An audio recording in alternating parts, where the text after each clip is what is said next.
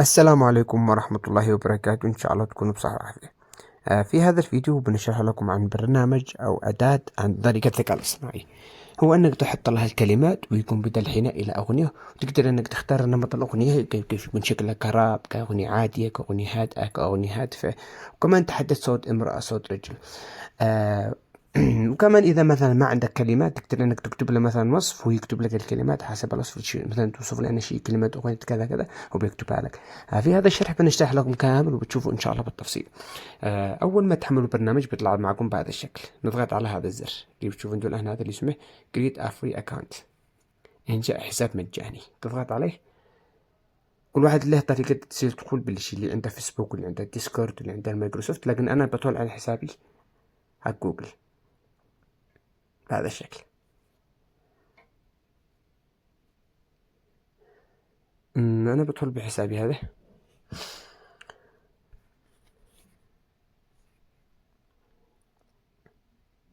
بعد ما تدخل نلاحظ إنه بهذا الشكل يطلع لنا الآن هذه الواجهة كاملة.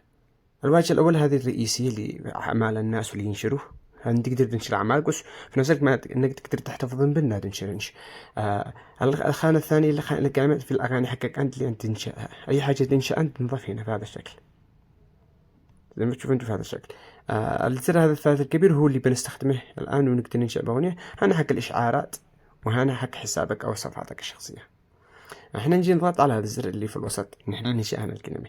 أول ما كل حاجة نطلع عندنا خيار فوق اسمه كوستوم، زي ما تشوفوا انتوا الآن. هنا نحدد على خيار الكوستوم. الآن إذا عندنا كلمات نحطها هنا، إذا ما عندنا كلمات مثلا أوصف لشتي مثلا كلمات أغنية عن التعليم بس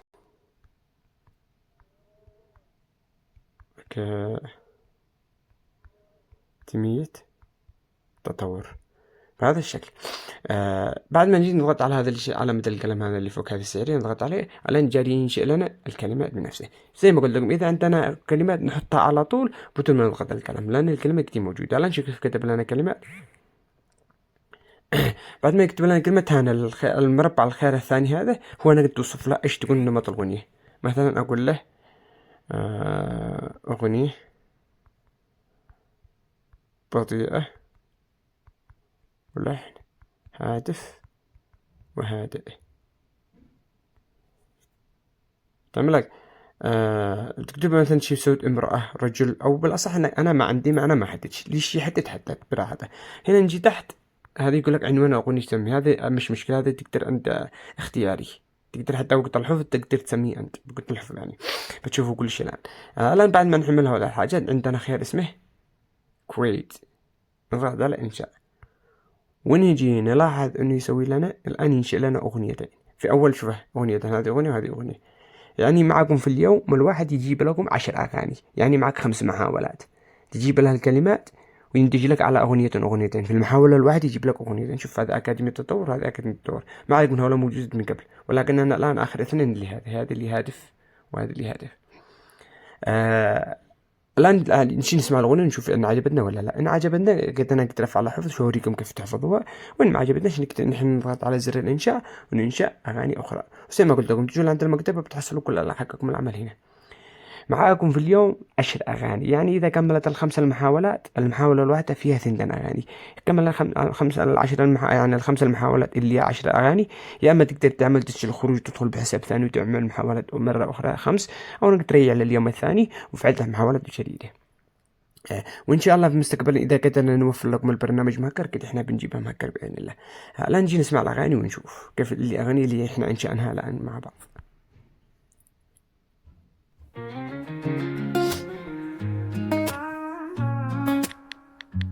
على طبق على أخوها نحلم نكبر نرسم أمل، كل فكرة بحر وكل حرف كنز. أكاديمية التطور دايما نور، علم وإبداع للمستقبل عبور، مع النخط الحلو. أحسن مش حلوة. طيب نزيد نسمع الثاني ونشوف. على باب النور بلا خوف، نحلم نكبر نرسم أمل، الفكرة بحر وكل حرف كنز. أكاديمية طور دايما نور، علم وإبداع للمستقبل عبور، مع النقد والحلم والكتب.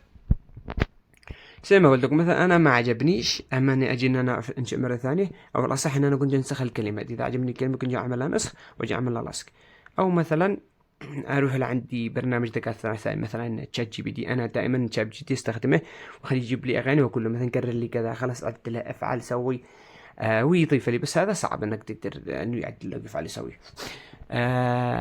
الان كل ما اسوي مثلا كلمه تطور غلط، مثلا خليني انشئ لي مثلا نفس الاغنيه كلمه تطور، مثلا كلمه تطور نطقها غلط، احاول ان انا اجي اسوي لها تشكيل. مش ضروري للاغنيه كامله، وانما ايش للكلمات اللي بنطقها غلط، مثلا كلمه تطور وكذا. تمام لك. المهم ما بزيدش افعل حاجه ثانيه، بس كم وقت انا اوريكم. بعد ما نكمل مثلا انتجنا هذا الاغاني.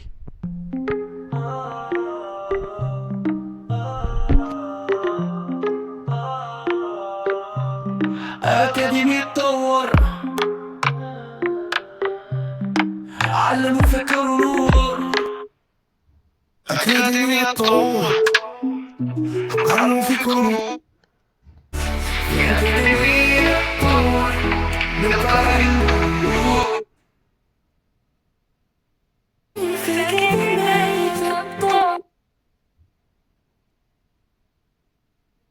نبدأ اليوم بحلم جديد.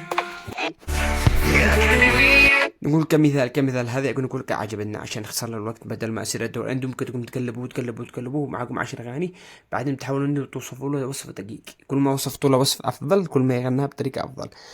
بعد مثلا كملنا وصفنا له وكتبنا له كلمات او كلفنا له كلمات او اجازنا الاغنيه عجبتني. نعم عندنا 3 نقاط في كل اغنيه، عندها لها 3 نقاط. احنا نشوف 3 اغنيات نضغط عند ال3 نقاط الخاصه بالاغنيه نفسها، بيطلع لكم هذا الخيارات كامله.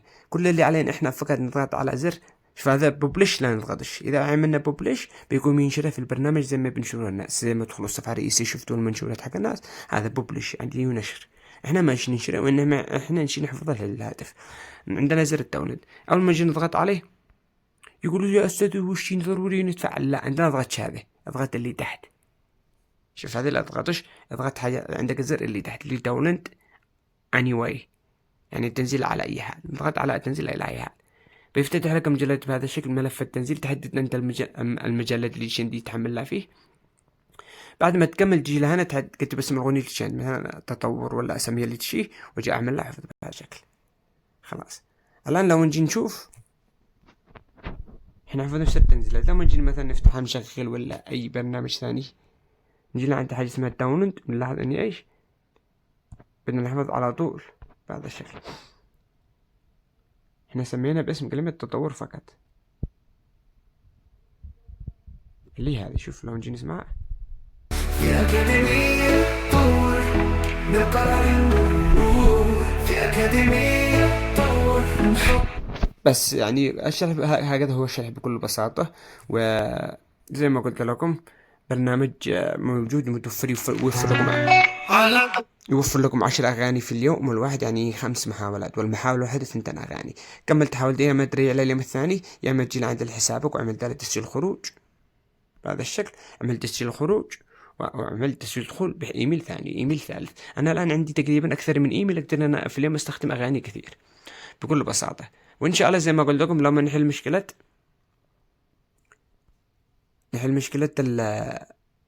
ان احنا نحاول نهكر ان شاء الله. زي ما تشوف الان انه ما يدعمش العربي للاسف الشديد. اتمنى ان انتم استفدتوا من هذا الشرح مع من طولش اكثر. واللي يطبق الاغاني زي ما قلت لكم ترسلون في جروب التكاليف الخاصه بالطلاب. اذا كنتم من طلاب التليجرام تستخدموا لي التكاليف، ترسلون في جروب تكاليف الطلاب، وكذلك في الواتساب ترسلون في تكاليف وتطبيقات الطلاب. من ناحية استفسار نقاش كلام لا تدوش ولا أي كلام داخله ولا مجموعتين، وإنما تتكلموا أصحاب الوصف يتكلموا في جروب اسمه الميدان، وحق التليجرام جروب اسمه الاستفسارات والمناقشات. وما بنوقف لها ونوقف إن شاء الله، وبتشوفوا إن شاء الله مننا شروحات أكثر وأفضل في المرات الجاية.